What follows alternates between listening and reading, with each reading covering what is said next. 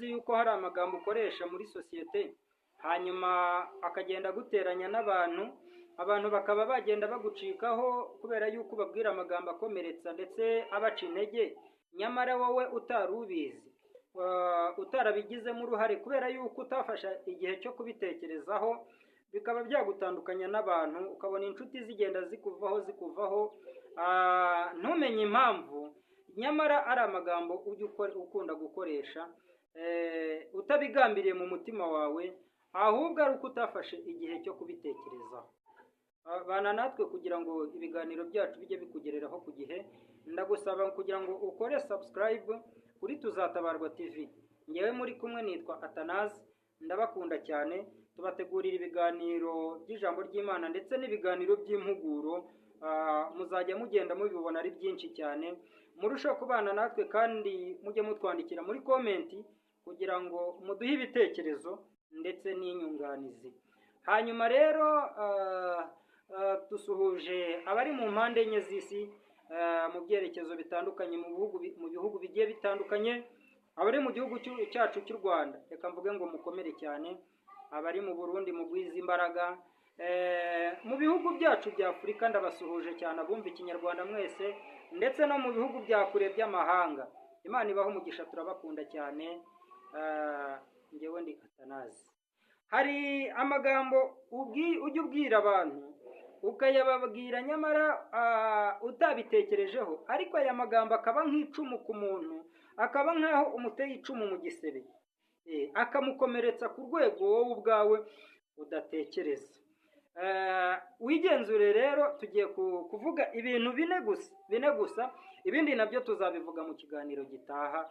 Amagambo ushobora kubwira umuntu ugasanga uramukomerekeje, ubaye nk'umuteye icumu mu gisebe, ndetse mwatandukana, uyu muntu akagendana agahinda gahoraho katazashira, bikaba byatuma aniyahura. Ukabona umuntu aragenda ananuka rwose ashiraho kubera aya magambo umubwira, ndetse akayabwirwa n'abandi umunsi ku munsi. Icya mbere, ntabwo ari byiza kubaza umuntu ngo ese ugize abana bangahe utazi amakuru ye. Ese ugize abana bangahe? Uyu muntu hari igihe umuntu aba ari umuntu wabuze urubyaro, akaba afite igikomere ku mutima agendana, abana nacyo, arya, asinzirana nacyo, icyo gikomere akaba agendana nacyo. Uyu munsi rero iyo muhuye wowe ukamubaza uti ugize abana bangahe, yarabuze urubyaro amaze imyaka 2, 3, 4, 5 kuzamura, uyu muntu aba afite igikomere. Iyo muhuye ukamubaza ngo ugize abana bangahe, niyo yagusubiza, agusubiza afite agahinda kenshi mu mutima, ashobora no kwihagararaho. Ariko nagera imbere undi nawe akamubaza ngo ufite abana bangahe, inshuti yanjye, ushobora kubona ukabona araturitse, ararize, ukagira ngo ni ikindi kimurijije, nyamara amagambo, kuba icyo kintu kimuriho ubwacyo. Mbonera no kwihanganisha abantu bameze gutyo, abantu babuze urubyaro, ndabihanganishije cyane bavandimwe. Mukomere, mugwize imbaraga, kandi Imana yitwa Uwiteka izabagirira neza, izabaha guheka, izabamara intimba, izabamara umubabaro. Ejo bundi abantu barimo bampamagara mu byifuzo, barimo bampa kubasengera, numvisemo abantu benshi bafite ibyo byifuzo, ariko ndagira ngo mbabwire aho muri ngo muhumure, Imana yitwa Uwiteka izabamara umubabaro kandi izabaha guheka. Hari ijambo riri muri Yeremiya rivuga ngo kuko Uwiteka atazagira ubwo areka umuntu iteka, naho yababaza umuntu ariko azamugirira ibambe nk'uko imbabazi ze nyinshi zingana, kuko atanezezwa no kubabaza abantu cyangwa kubatera agahinda. Ndagira ngo nkwinginge muvandimwe, mugabo, mwene data, nkwinginge wa mudamu we, mubwire ngo Imana yitwa Uwiteka izakumara umubabaro. Komeza wihangane, wishimire mu Mwami, ntucogozwe rwose n'amagambo y'abantu. Iki kintu rero ntabwo ari cyiza bavandimwe.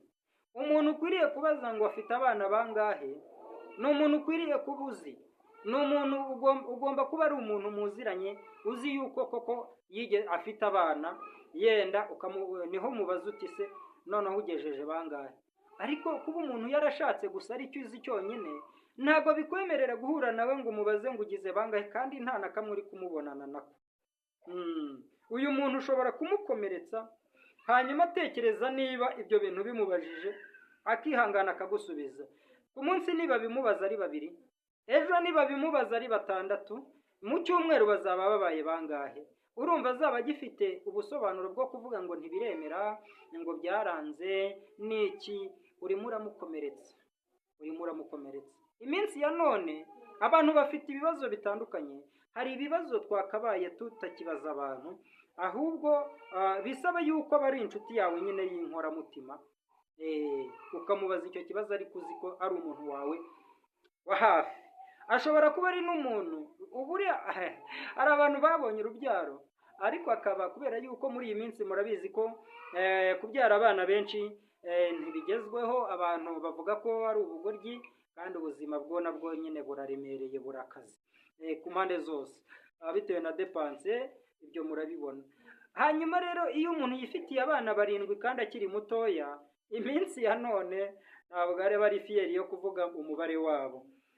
Rero uyu nawe ushobora rwose kumukomeretsa cyangwa se ugatuma kubeshya kandi bidakwiriye. Iki ntabwo ari ikibazo kigezweho, kubaza umuntu ngo ugize abana bangahe, umuntu utari inshuti yawe ya hafi, ntuzi niba abyara, ntuzi ibye nawe ntazi ibyawe, gusa kuko uzi ko yashatse uhise umubaza gutyo, ntabwo bikwiriye.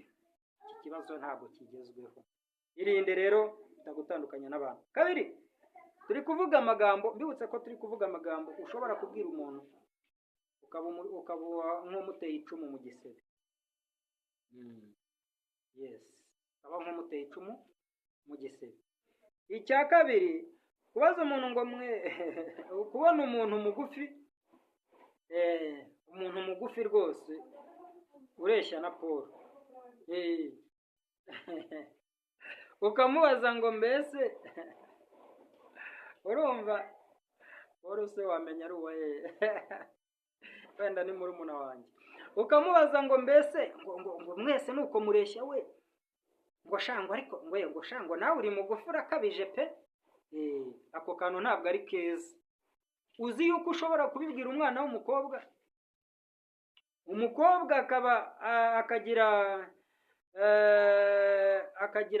akagira urwikekwe ruhoraho, icyo bita complex inferiority, akazibana. Ibi bikazamugeza ku rwego ashobora kuzinuka izindi nkweto zose, akajya yambara za zindi bita shingabunono. Urazizi? Urazizi za zindi bita shingabunono? Za zindi zifite agatsinsino gahagaze, yambara ukabona ashinze amano, akajya agenda ashinze amano. Izi nkweto akaba yakwemera akajya zambara no mu mvura. Urabyumva? Akaba yazigendana no mu misozi, yajya no gusura abantu ahantu mu misozi, akaba yakwemera akazigendana. Kubera iki? Kubera yuko wamuteye ikibazo, abantu bamaze kumukomeretsa cyane, bamubwira ni koko ni mugufi, nawe arabizi, ariko ntabwo ari fiyeri yabyo, ntabwo anejejwe no kuba ari mugufi cyane gusumba abandi. Kandi mbibutse ko kuba mugufi si uburwayi, ubwo bibaye uburwayi no kuba muremure cyane byaba ubundi, kuko ni ibintu nyine bijyana. Utari muremure uba uri mugufi, ntabwo ari byiza rero. Ngo shango nawe uri mugufi bikabije, muramukomeretsa, muratuma rwose ashobora kugira imyitwarire itari myiza, akabaho mu buzima bumuremereye, kandi twakabaye tworoherezanya ubuzima. Ngo ese we ngo mu muryango wanyu mwese nuko mureshya, ngo ego ko ngo se ngo na bakuru bawe burya ni kuriya bareshya, ngo ye baba we, ngo shango ngo cyakora murakabije. Iryo jambo ntabwo ari ryiza. Ushobora kuribwira umwana w'umuhungu, ukaribwira umusore, bigatuma agira imyitwarire mibi, akazajya abaho nk'umuntu w'umunyamahane, akajya ahorana amahane, atari amahane karemano, ahubwo ari uburyo bwo kwihagararaho kugira ngo bimubere mekanizme de defense. Urumva abona ikimudefanda mu by'ukuri, akaba umunyamahane kugira ngo abantu banamutinye bajye babona yuko ari umuntu w'umugabo utavugirwamo. Ntabwo ari byiza rero. Ngo se mwese nuko mureshya we, ngo cyakora murakabije, ngo ubwo na papa we nuko areshya. Ntabwo ibyo bintu bikwiriye, ntabwo bikwiriye rwose. icya gatatu, kubaza umuntu ngo nturashaka, ukabona umuntu muherukana kera ngo ye baba we, ngo ngo niko, ngo nturashaka, ye baba we, uramuhemukiye. Ntabwo kuba atarashaka bikureba. Kuba atarashaka ntabwo bindeba, urabyumva, ntabwo bikureba.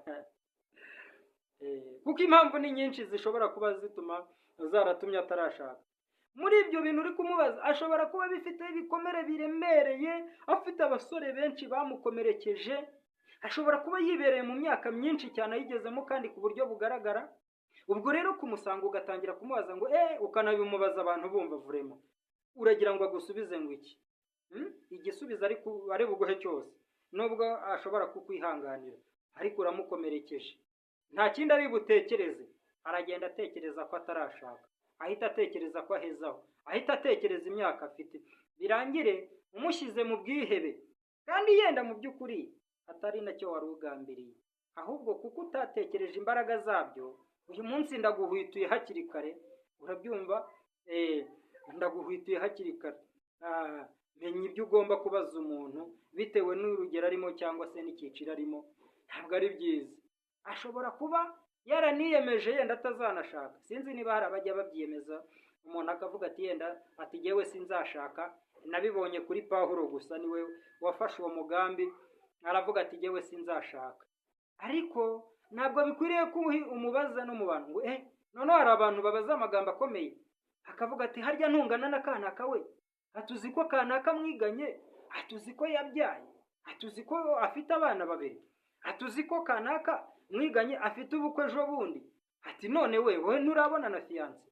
Ibyo bintu ntabwo bikwiriye inshuti yanjye, bireke. Niba waranabikoze ntuzongere, ni ikintu kibi, ntabwo ari ikintu cyubaka umuntu rwose. Kumubaza ko atarashaka uba umukomerekeje mu buryo bukomeye cyane.